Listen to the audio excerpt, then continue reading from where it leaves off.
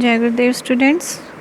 Next अब हम देखेंगे, जैसे लास्ट क्लास में हमने डिस्कस किया था best, average and worst case complexity. ठीक है, अब इसमें नेक्स्ट हम एग्जांपल्स देख लेते हैं कुछ। Determine the complexity of a program that checks if a number n is prime. ठीक है, मीन्स एक जैसे हमने एक एल्गोरिथम बनाया, एक प्रोग्राम बनाया है ना, तो उसकी कॉम्प्लेक्सिटी चेक करने के लिए हम कैसे उसका फॉर्मूला डेराइव करेंगे, जिससे बिग ओ नोटेशन से हम उसको चेक कर पाएँ कि वो बेस्ट केस है, एवरेज केस है या वर्स्ट केस है। ठीक है, तो जैसे कि मैंने पहले भी बताया कॉम्प्लेक्सिटी कैलकुलेट कैसे करते हैं, बिल्कुल वैसे ही हम इसमें करेंगे, है ना। तो ये जो हमें प्रोग्राम दिया हुआ है, ये पूरा प्रोग्राम है आपका चेक करने के लिए कि n is a prime number और नॉट। ठीक है, ये पूरा प्रोग्राम है आपका। ठीक, तो इस प्रोग्राम में जितने भी आपकी स्टेटमेंट्स होंगे ना, इन सारे स्टेटमेंट्स को आप इस सारे स्टेटमेंट को हम एक कांस्टेंट टाइम ले लेते हैं ना। जैसे एक ही स्टेटमेंट है तो उसको हमने C0 ले लिया, नेक्स्ट ये स्टेटमेंट है इसको C1 ले लिया, है ना। ये तो लूपिंग है ना, लूपिंग के अंदर जो ये स्टेटमेंट है इसको C2 ले लिया। लूप को हम ले लेते हैं n, है ना, क्योंकि लूप क्या है, n टाइम्स एग्जीक्यूट होगा और लूप किससे इनटू होगा, उसके अंदर जितने स्टेटमेंट हम ले रहे हैं वो भी n टाइम्स एग्जीक्यूट होंगे, है ना। जितना ये n की वैल्यू है उतने नंबर ऑफ़ टाइम्स उसके अंदर वाले लूप के अंदर वाले स्टेटमेंट एग्जीक्यूट होंगे। तो ये लूप के अंदर वाले जो स्टेटमेंट होते हैं वो हम करते हैं इनटू n। ठीक है, तो पहले तो हम कांस्टेंट टर्म ले लेते हैं ना, ये कांस्टेंट टाइम ले लेते हैं हम C0, नेक्स्ट ये C1 ले लिया, C2, C3, ये ले लिया हमने C4, ये C5, ये C6। ठीक है, अब इसका हम बना लेते हैं टोटल टाइम टेकन। ठीक है, तो देखो C0 प्लस C1, ये हमारा C0 था, ये हमारा C0 था और ये C1 था। ठीक है, अब आगे हमारा लूप।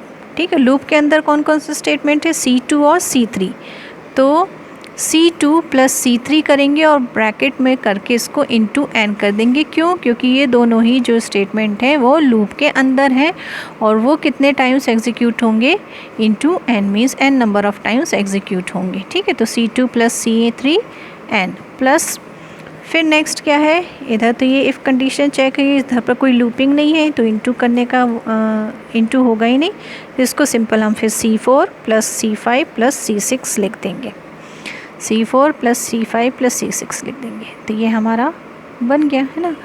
अब हम क्या करते हैं, इसका एक फॉर्मूला डेराइव करने के लिए जितने भी अदर कॉम्प्लेक्स टर्म्स हैं, है ना, जो लूपिंग के अंडर में नहीं आते, इन सबको क्या ले लो आप, C0 ले लो। C0 equals to C0 plus C1 plus C4 plus C5 plus C6, ये सब आपके हो जाएंगे C0 और ये लूपिंग के अंदर वाले जो टर्म है वो हो जाएंगे C1, है ना। C1 ले लिया हमने, C2 प्लस C3।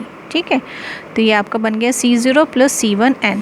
फिर हमने ये देखा कि कौन सा ये जो हमारा बना है एक एक्सप्रेशन, इसमें कौन सा ऐसा टर्म है जो ज़्यादा डोमिनेटिंग है, मींस जो ज़्यादा इफ़ेक्ट कर रहा है हमारे रिज़ल्ट को। तो ये n वाला टर्म है जो ज़्यादा इफ़ेक्ट कर रहा है हमारे रिज़ल्ट को, तो इसका क्या आ जाएगा, हम इसमें सिर्फ कंसीडर करेंगे डोमिनेंट टर्म। तो डोमिनेंट टर्म क्या है, ये n है ना। तो ये हमारा बन जाएगा, इसकी कॉम्प्लेक्सिटी बन जाएगी ON।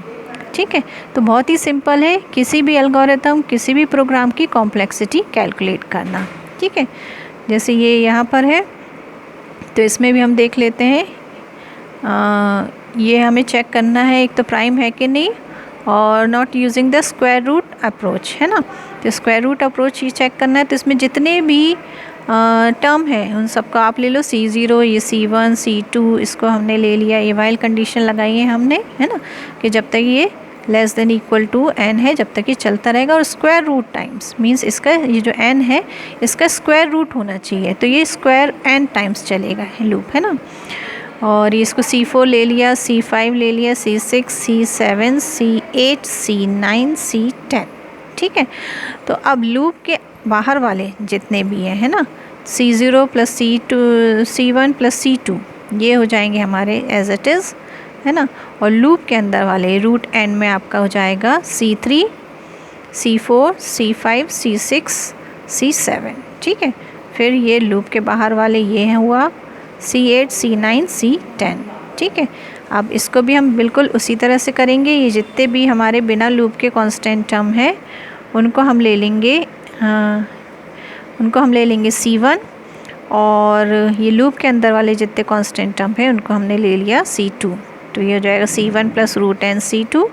ठीक है, अब इधर पर डोमिनेटिंग टर्म क्या है, ये है हमारा रूट एन, तो इधर पर इसका कॉम्प्लेक्सिटी बन जाएगी O root n. Dominant term बस हम कंसीडर करते हैं उस कॉम्प्लेक्सिटी कैलकुलेट करने के लिए। ठीक है।